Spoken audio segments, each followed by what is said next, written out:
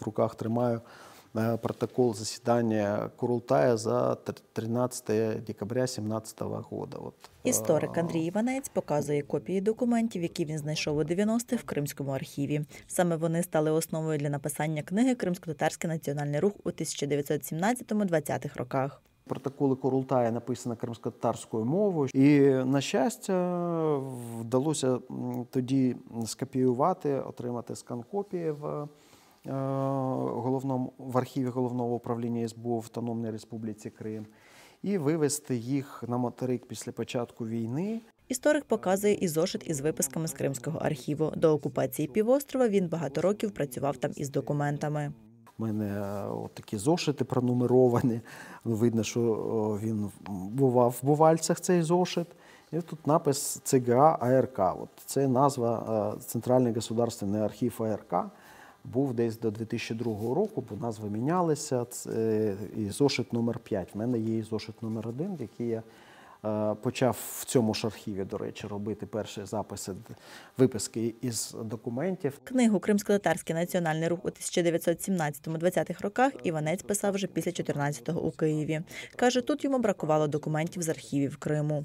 Цю роботу ми до війни проводили, але вона була на початковому етапі. Завершити її без доступу до тих документів, які є в Криму, в деяких інших архівосховищах, зокрема на території держави-окупанта, неможливо просто. Тому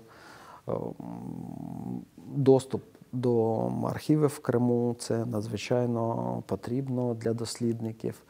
А для України це теж один з елементів політики звільнення, бо перш за все, звісно, нам важливі люди, але також нам важливі і території, а і історико-культурний спадок. З окупацією півострова Україна втратила 8% документів Національного архівного фонду. Цифра ніби невелика, але в масштабах країни це десятки мільйонів документів, каже голова Державної архівної служби Анатолій Хромов. Це документи з кінця 18 століття до наших днів, документи Національного архівного фонду, тобто те, що має зберігатися вічно або постійно.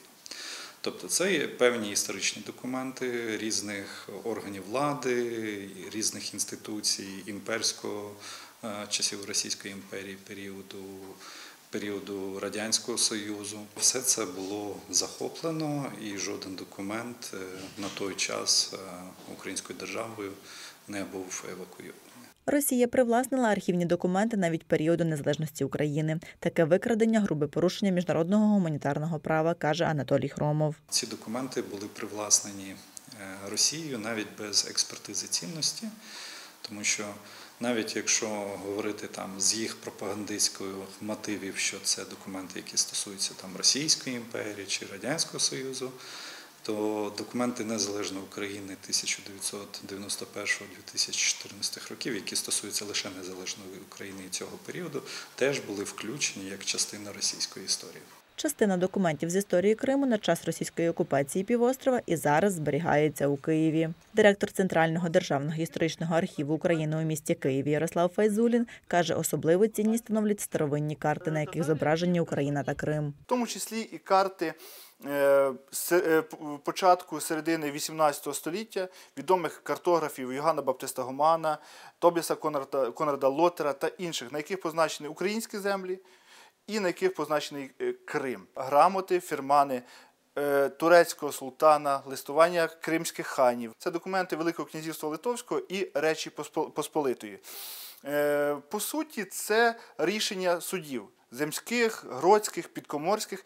Багато згадок про кримчаків, ногайців, про стосунки козаків із ними зустрічаються серед документів Гетьманщини. Зараз українські архіви оцифровують документи, у тому числі кримські. Лише торік створили понад 21 мільйон цифрових копій. Їх можна переглянути онлайн. На сайті Держархівслужби навіть є окрема рубрика «Архіви Криму». Там є копії генеалогічних документів та справи репресованих. Деякі документи у 2021 році передала міжнародна організація Family Search. У Держархівслужбі кажуть, планують створити Державний архів Криму на материковій частині України.